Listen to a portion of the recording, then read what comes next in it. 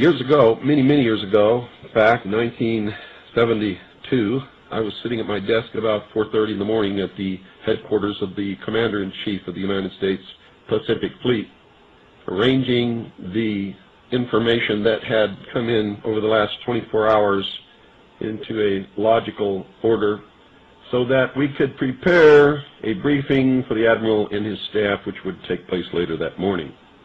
Among the papers I found on my desk was a document entitled Operation Majority, and it was not the entire paperwork involving this operation, but was merely a synopsis of the operation and projects contained under it. One of these projects was called Project Red Light. The purpose, according to this document, was to back-engineer captured extraterrestrial technology for adaptation into the United States space program. Now, I have since come to believe that the extraterrestrial portion of all of this is nonsense, but that the technology is real. I believe that many of us were shown these documents over the years so that later we would talk about it. I mean, how can you keep the existence of extraterrestrials, if they were real, a secret? And how could anyone keep quiet knowing that they had seen documentation, official government documents labeled top secret, that expressed that these extraterrestrials were real and had visited this Earth? I wanted to know just how true all of this was, and I began a program of research to find out if extraterrestrials were real. The first thing I did was collect every bit of documentation that I could find, both from the Freedom of Information Act, from the research of others, from books that had been printed on the subject of UFOs, and of course through my network of friends in the intelligence community. What I discovered was amazing.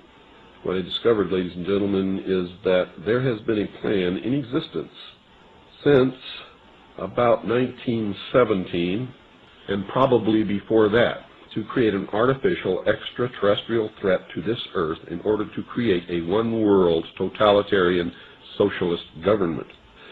One of the first documents that I found in my search was this one, the Imperial Japanese Mission 1917, a record of the reception throughout the United States of the special mission headed by Viscount Ishii. And when the Imperial Japanese Mission was in New York City, they had a dinner, and some pretty famous people spoke at this dinner. One of them was John Dewey. John Dewey is the father of our failing, disastrous public education system. Here's what he said. Listen very carefully. John Dewey, professor of philosophy in Columbia University, who was the next speaker, was listened to with great intentness. He said, quote, "Someone remarked that the best way to unite all the nations on this globe would be an attack from some other planet. In the face of such an alien enemy, people would respond with a sense of their unity of interest and purpose." Unquote. Now, bear in mind, folks, that's 1917. One of the next documents that I found, and I found quite a few, but one that's pretty important, is called the Report from Iron Mountain, the Probability and Desirability of Permanent Peace. Now, I encourage you to find this book, wherever you can find it. I don't know where you can get it, but find it. Page 66. Credibility, in fact, lies at the heart of the problem of developing a political substitute for war. This is where the space race proposals, in many ways so well suited as economic substitutes for war, fall short. The most ambitious and unrealistic space project cannot of itself generate a believable external menace. It has been hotly argued that such a menace would offer the last best hope of peace, etc., by uniting mankind against the danger of destruction by creatures from other planets or from outer space. Experiments have been proposed to test the credibility of an out-of-our-world invasion threat. And it continues on another page. Nevertheless, an effective political substitute for war would require alternate enemies, some of which might seem equally far-fetched in the context of the current war system. It may be, for instance, that gross pollution of the environment can eventually replace the possibility of mass destruction by nuclear weapons as the principal substitute for war. Are you beginning to get the message, folks? Poisoning of the air and of the principal sources of food and water supply is already well advanced, and at first glance would seem promising in this respect. It constitutes a threat that can be dealt with only through social organization and political power. But from present indications, it will be a generation to a generation and a half before environmental pollution, however severe, will be sufficiently menacing on a global scale to offer a possible basis for a solution. However unlikely some of the possible alternate enemies we have mentioned may seem, we must emphasize that one must be found of credible quality and magnitude if a transition to peace is ever to come about without social disintegration. It is more probable, in our judgment, that such a threat will have to be invented rather than developed from unknown conditions. Ladies and gentlemen, they have created so many alternate enemies in order to bring about their one-world totalitarian socialist state that we don't know which enemy to believe is real or is false, or whether to just toss them all out on their ears. And I think that that is probably going to be the best solution. Disarmament is no accident. All of these bills in Congress to take away our weapons is no accident. The intentional environmental pollution of our lakes, rivers, streams, oceans, forests, everything is no accident, as you just heard. These things were planned many, many years ago.